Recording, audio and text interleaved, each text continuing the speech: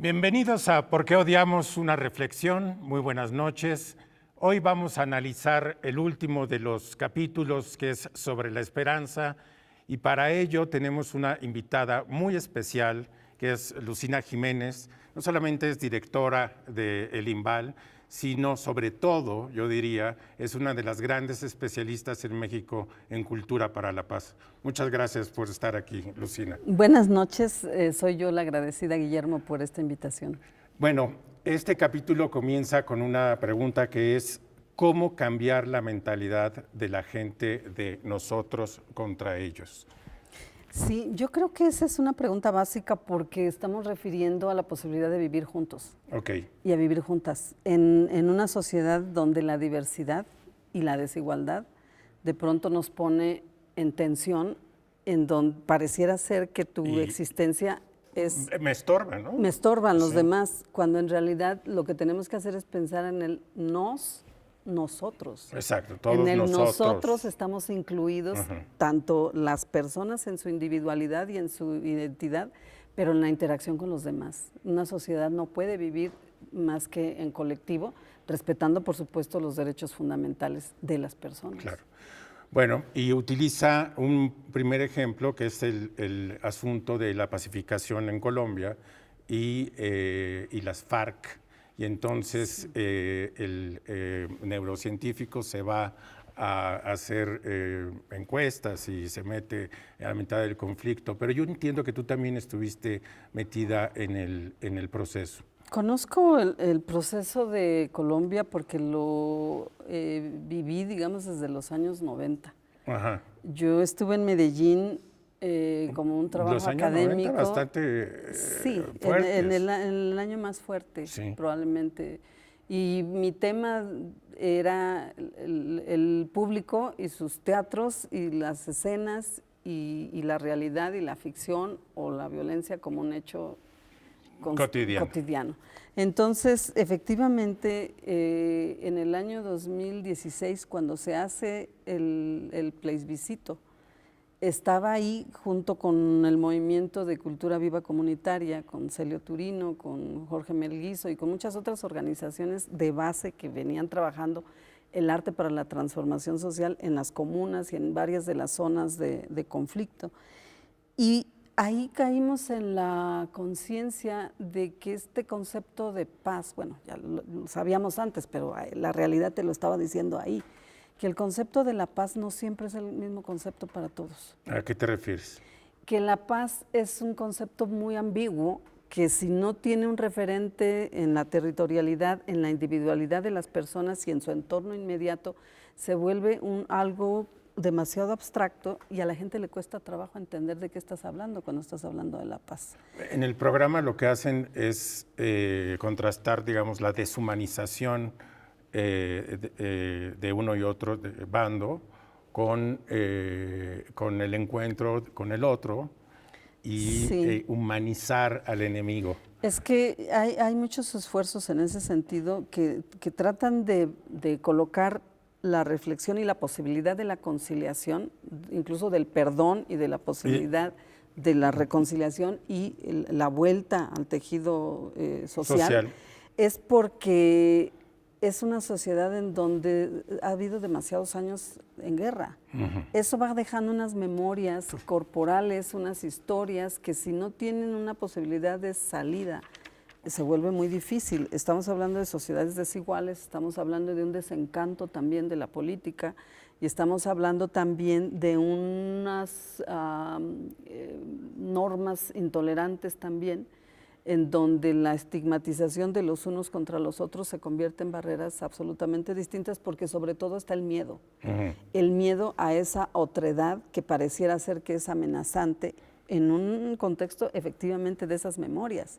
Entonces, lo que la gente decía en esos entonces es que ¿dónde está la justicia? ¿O dónde está la procuración del espacio de igualdad a mí? ¿Quién me va a reparar el daño? Sobre todo en el ámbito territorial. Es decir, la paz territorial no es la misma paz que la paz política negociada en grande. el ámbito territorial y el ámbito de las historias, de las memorias familiares y de las memorias colectivas de los pueblos tienen otros entramados que no necesariamente pasan por esa construcción grande de la paz. Entonces, por eso es necesario que en todos los procesos de educación para la paz y de formación de resiliencias en las comunidades, el trabajo sea desde las personas, pero también desde el ámbito muy cercano. Lo que de hace proximidad. el programa, perdón, es también decir, es lo que estás diciendo, una cosa son los líderes, lo hace sobre todo cuando se refiere al conflicto sudafricano, y otro es bueno, la gente. Entonces los líderes dicen una cosa y hay que cambiar. Y la vida cotidiana va por otro lado. Y Y las culturas de la gente. Casualmente también estuviste en Sudáfrica trabajando. Sí, trabajé 2 años con la Fundación Humana Pueblo para Pueblo en un proyecto de la Unión Europea y la Cátedra UNESCO y la organización en la que trabajaba antes con arte. ¿Y qué viste? En donde vi la memoria, y ahorita que tengo este lápiz me viene a la memoria el recuerdo de una niña, cuando en las escuelas públicas se introducía el lápiz en la cabeza de las niñas o los niños, y si el lápiz se atoraba en cualquier lugar de tu pelo, quería decir que tenías alguna raíz negra.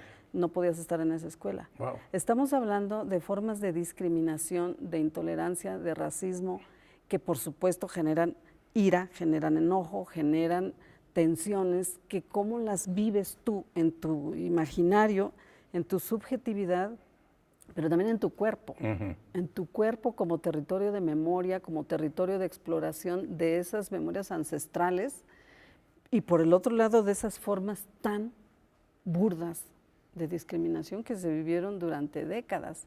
Entonces estaba trabajando efectivamente con la formación de 2000 jóvenes líderes que desde sus propias comunidades, que fueron parte de las más afectadas por el apartheid, ellos podían desde sus prácticas de artes escénicas transformarse a sí mismos y transformar sus comunidades. Pero ahí había un tema, por ejemplo, de ancestralidad muy importante, pero también uno de contemporaneidad. Cómo ellos podían en un momento dado recuperar la palabra para poder hablar de sus violencias. Fíjate, y eso es muy importante, poder reconocerlas, vivirlas, y también al mismo tiempo comprenderlas no solo desde lo racional, que sería yo la única observación que le haría al programa, porque pareciera ser que es una investigación eminentemente científica la única que te va a validar los procesos, y no es así, porque hoy en día todo el desarrollo también del neuroarte y de la gestalt y de la psicología constructivista y de muchas otras disciplinas te hacen conciencia de que pensar y sentir es lo que produce el conocimiento. Ok. Platícame específicamente por qué artes escénicas tienen este valor para volver a tejer comunidades. Porque el arte escénico te permite construirte a ti mismo como parte de la obra, la obra social y la obra individual.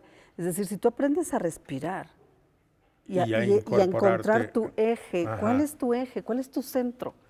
Y aprendes a respirar y por lo tanto a tener autoconciencia de tu dimensión humana y también de tu vulnerabilidad o de la posibilidad de intercambiar el pulso. Fíjate, el pulso es importantísimo porque el pulso lo tienes en el corazón, en tu manera de caminar. Qué interesante. En tu manera de estar juntos. Entonces, por eso funciona un trabajo coral.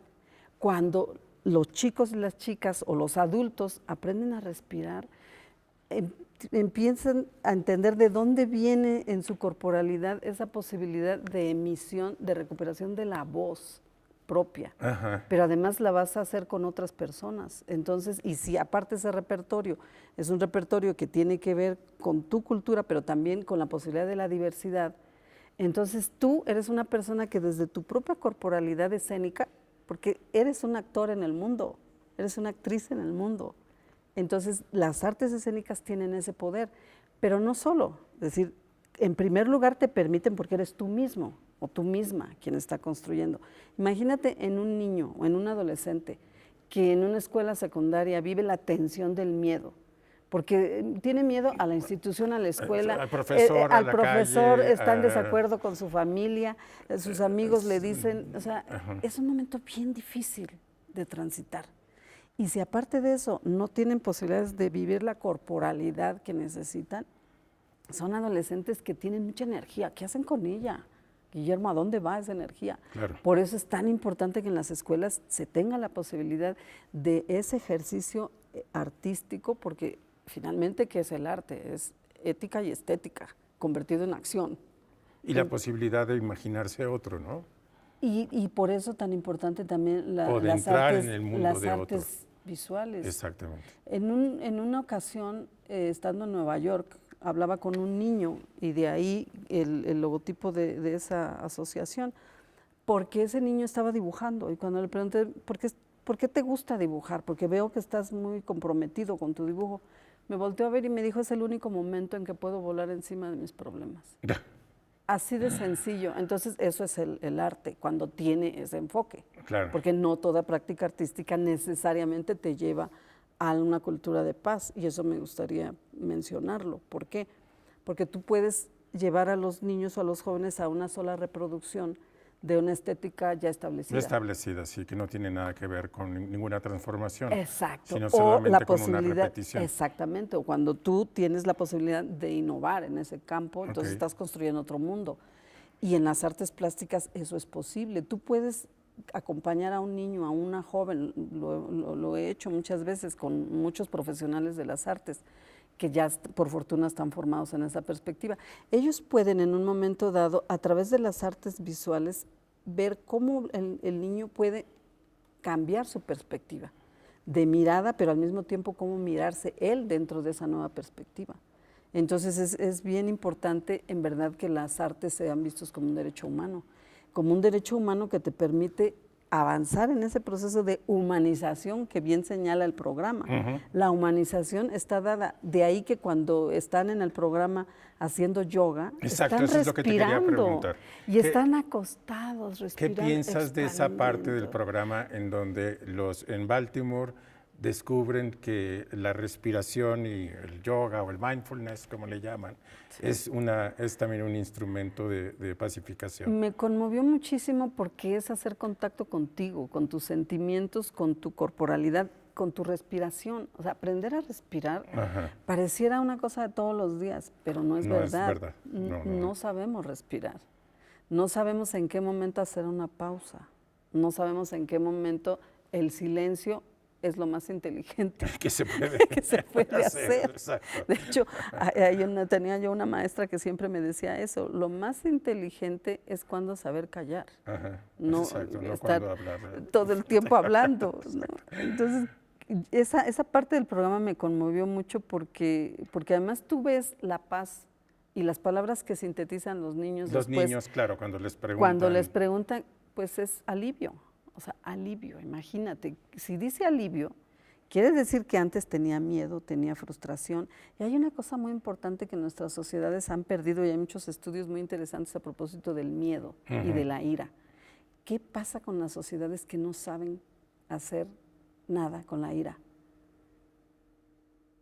Pues hay una explosión tremenda, no hay canales, no tienes una manera de expresar ese enojo, porque el enojo y la ira son sentimientos tan humanos como el estado de alegría y contento. Así es. Amor. Y son expresión de ese debate de la humanidad constante entre barbarie y civilización también. Pero entonces, si tú no sabes qué hacer con la ira, entonces la ira te domina a ti y el enojo te domina a ti y la frustración. Fíjate que el sentimiento de frustración es uno de los más difíciles de aprender a manejar, porque es un sentimiento que te nulifica. Y si tú no tienes posibilidades de decir, a ver, me siento frustrado, pero eso no quiere decir que es mi condición, solamente es este momento. Mi condición en este momento, pero no es mi naturaleza. Tampoco mi naturaleza es el miedo, y mi naturaleza tampoco es la discordia. Vámonos a una pausa, Lucina, y regresamos para seguir platicando sobre estos temas. Claro que sí.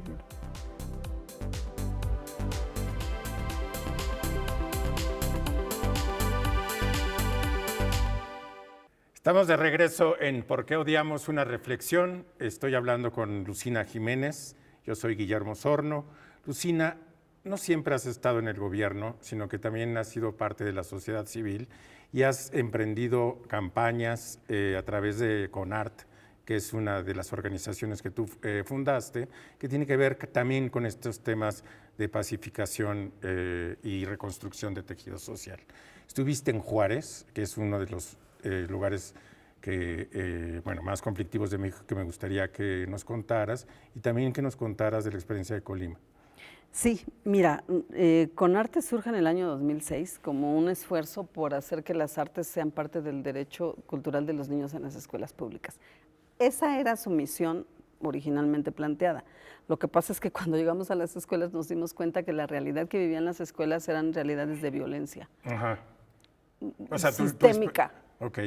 Entonces, la realidad nos obligó a hacer los enfoques de interculturalidad, de construcción de diálogo intergeneracional y también hacer que las artes se implicaran en un proceso de transformación puntual, porque eso siempre fue como con una acupuntura dirigida a, aquí hay problemas de racismo, este es un problema de género. ¿Qué tipo de violencias son? Exacto, problemas de racismo, por ejemplo, interiorizados. ¿De verdad?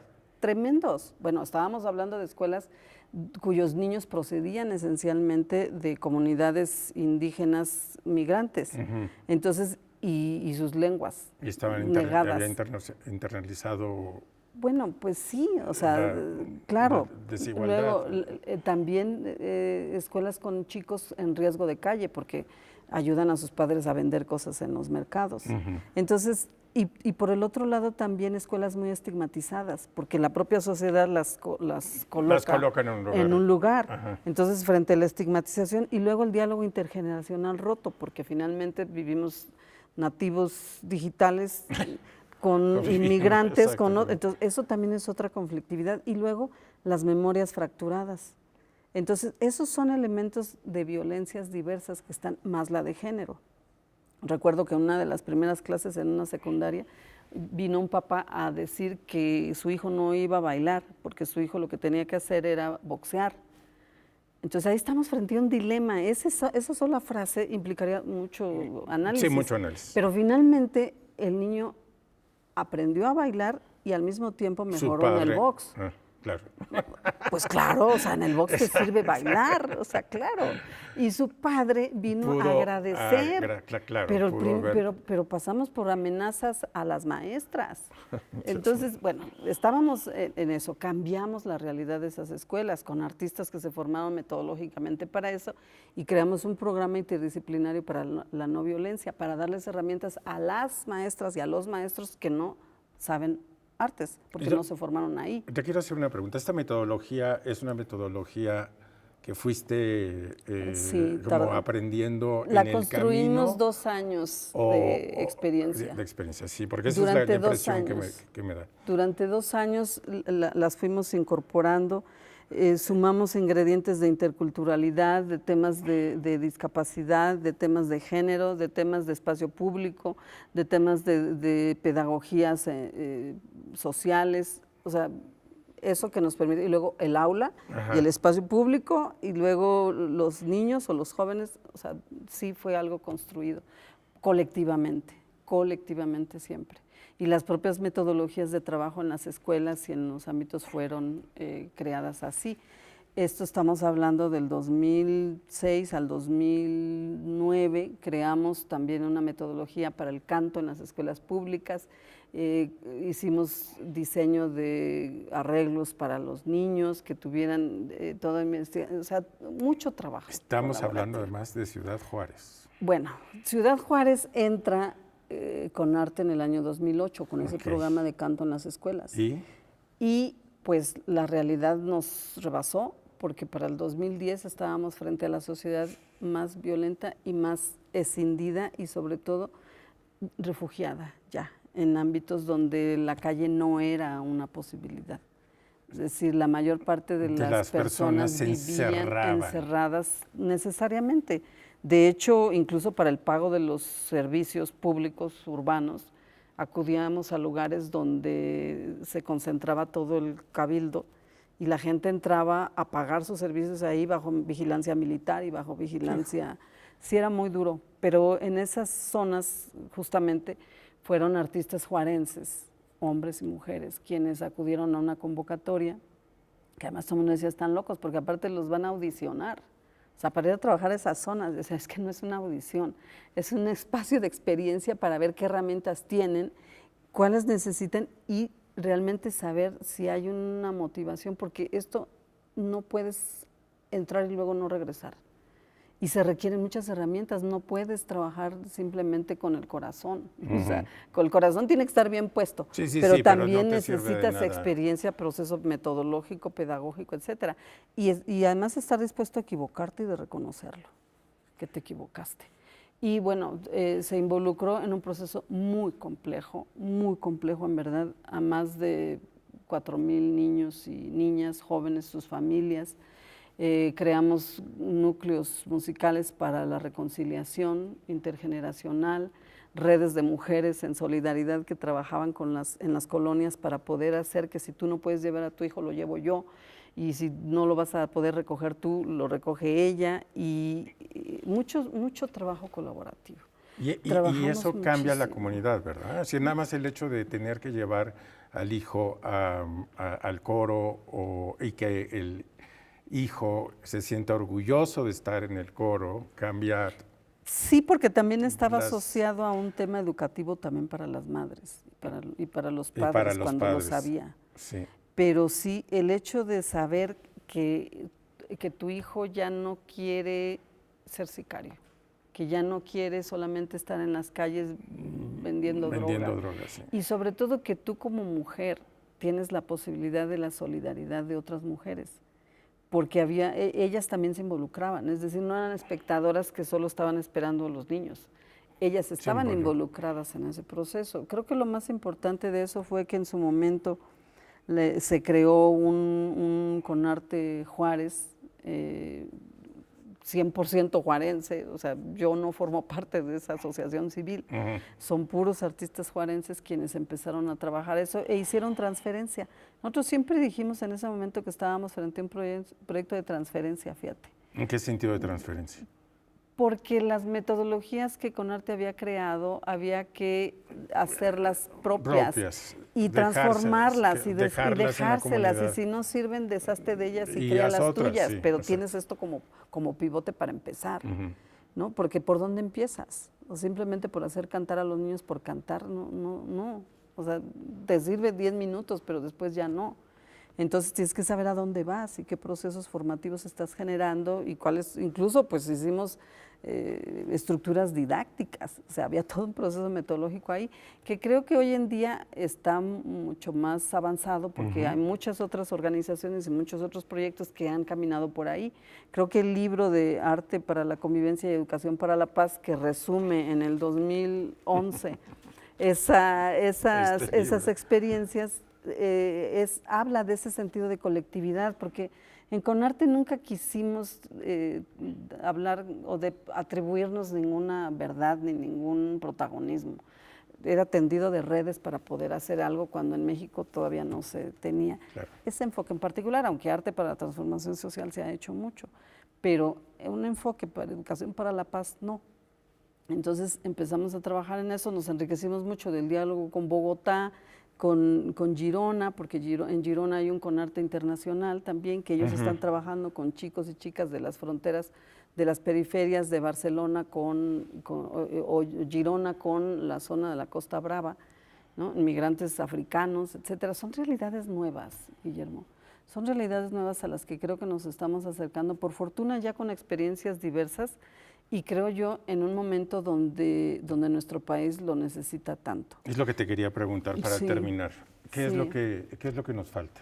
Mira, yo creo que es muy importante que en este momento la Secretaría de Cultura Federal esté trabajando con los gobiernos estatales y municipales para poder hacer proyectos territoriales. Eso es fundamental. Porque sin que no se perciba la cultura como un ámbito ajeno, sino que se perciba como Pues más bien como la un vida efecto cultural, ¿eh? Yo transformador. insistiría en un cambio conceptual ahí, Ok. porque la cultura existe y la cultura la construimos todos, pero estamos hablando de vida cultural Ok. y acceso, digamos, a herramientas de aprendizaje donde las artes y la tradición se pueden juntar. Yo creo que se está haciendo ahorita un trabajo muy importante en ese sentido. La secretaria de Cultura, Alejandra Frausto, ha insistido mucho en ello y creo que es muy importante esa apuesta. Y también creo que todas las demás instituciones debemos de trabajar con la sociedad civil, con estas entidades que ya construyeron experiencia para enriquecer, porque la dimensión es muy grande. Y por el otro lado, ya desde el punto de vista de las instituciones grandes, digamos, estoy hablando ya en este caso de Bellas Artes, también tiene que haber un cambio en ese sentido, pero no para que hagamos lo mismo, sino en realidad para que cambiemos la noción de los museos, para que cambiemos la noción del acceso a la relación de las artes profesionales también como un derecho. Y creo yo también que hay una parte social que muchas de estas organizaciones han creído en las últimas décadas que no les toca, pero sí les toca. Claro. Sorpresa. Pues ¿sabes por qué sí les toca? Porque más nacieron así. Bellas Artes nació como una instancia muy noble, pensada para las artes en las escuelas, con los trabajadores, con las escuelas al aire libre, recuperando todo este sentido, digamos, de un Chávez que lo que dijo es: aquí tenemos que hacer arte para los mexicanos, para la sociedad mexicana. Entonces yo creo que hay que recuperar la misión de nobleza, de diversidad y de sentido social, sin perder, en el caso del trabajo que le toca hacer a Bellas Artes, de la excelencia. Muy bien, Lucina, se nos ha terminado el tiempo. Te quiero agradecer muchísimo tu presencia. Hemos aprendido muchísimo en el camino. Y a ustedes les quiero agradecer su audiencia. Este es el último capítulo, el capítulo sobre esperanza de esta serie ¿Por qué odiamos?, aquí en Canal 22.